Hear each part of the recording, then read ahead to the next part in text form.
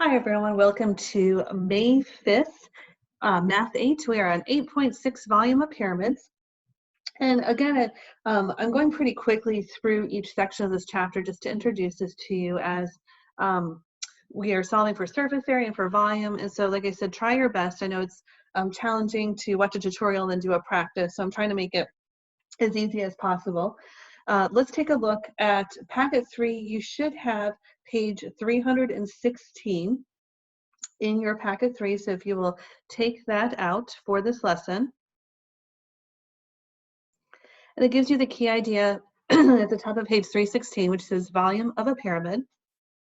The volume V of a pyramid is 1/3 the product of the area of the base and the height of the pyramid. So the formula we're going to use is V equals 1/3 BH, or B equals 1/3 times base times height.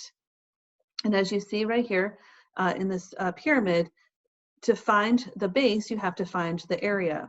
And then you multiply that by h, which is right here labeled as the height. So again, volume is 1/3 times b, which is area of the base, times h, which is height of the pyramid. In packet 3, you also have your formula sheet. And the formula sheet also has right here the pyramid and V for volume. So you see here it's V equals 1/3 BH 1/3 times base times height. And again, labeled B for the base and H for the height. And I share this with you too because had we had SOL testing this spring, or if we were in class, you would be allowed to have this formula sheet for you. So if you're overwhelmed with all these different formulas, know that you don't have to memorize them. In 8th grade, you are allowed to have this formula sheet when you're taking an assessment or a test, or just to have for classwork. All right, so back to page 316, I'm going to share with you the 2 examples that are on this page. The first one, it says find the volume of the pyramid. And so whether you're solving for surface area or for volume, always write your formula. It just makes it easier as you substitute the different values. And so again, we're solving for volume. Volume equals 1/3 BH.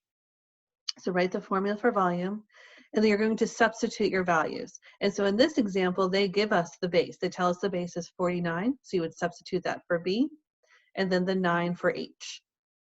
A couple of different ways to solve this. If you had a calculator, you could input 1 divided by 3 times 49 times 9, or you could divide 3 into 9 and then multiply 49 times 3. So 2 different ways to solve this. Multiply them together to get 147, and so the volume is 147 cubic millimeters. Let's take a look at the tutorial. Find the volume of the pyramid. Remember, the volume of a pyramid is 1/3 the product of the area of the base and the height of the pyramid. This can be represented by the formula V equals 1/3 times the area of the base, B, times the height, H. The area of the base and the height are given in the figure. So we can substitute 24 square feet for B and substitute 8 feet for H. Now we can multiply. 1/3 times 24 times 8 is 64. Don't forget to include the units. Volume is measured in cubic units, so the unit is cubic feet. We found that the volume of the pyramid is 64 cubic feet. All right, let's take a look at example 2. Again, you also have this example on page 316. And so for letter A, again, write down your formula, and then you're going to substitute your known values. So in this example, they don't tell us what the base is, so we have to find the area of the base. So we're going to plug in 3 times 3, and then the height is 7. And again, you could use your calculator. 1 divided by 3 times 3 times 3 times 7, or you could divide this 3 into this 3 to get 1 times 3 times 7. Regardless, you would get 21, and so the volume is 21 cubic feet. For letter B, again, write the formula, plug in or substitute your values. In this example, they do not give us the base, so we have to find it by multiplying 6 times 6, and then the height, which is 4. And so the volume is 48 cubic meters. I'll show you the extra example 2 tutorial.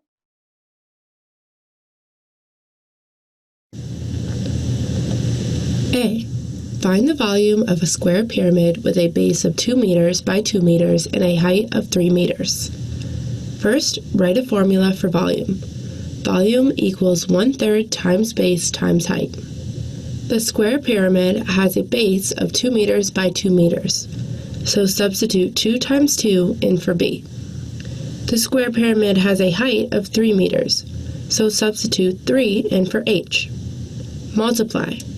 1/3 times 2 times 2 times 3 equals 4. The volume is 4 cubic meters. B. Find the volume of a square pyramid with a height of 9 inches and where the square base has a width of 4 inches.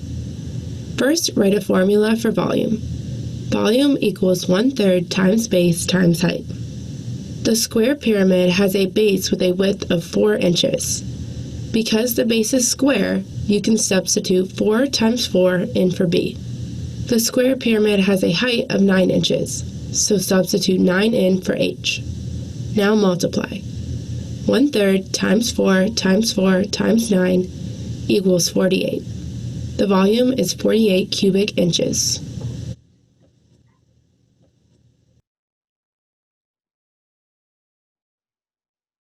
All right, your assignment for today is to complete the worksheet titled Volume Pyramids, which you should find in Packet 3. And I've shown you the first 3 answers. Again, write your formula at the top. Use page 316 as reference also. V equals 1/3 BH, volume equals 1/3 times base times height. And in this example, they are sharing with you what the base is for each problem. And you're going to round your answer to 2 decimal places.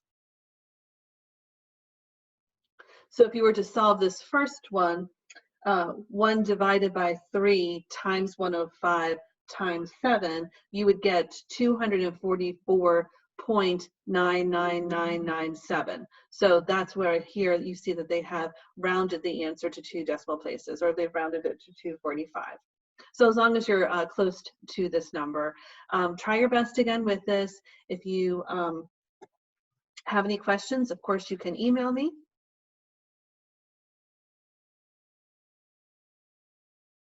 And again, I know this can be somewhat challenging. That's why I said try your best. I was really just trying to introduce the whole chapter to you. So I apologize if sometimes I'm stumbling over my words or I'm having a hard time explaining it.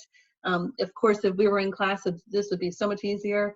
But again, trying to introduce to you just all of the different lessons in this chapter 8 that we have.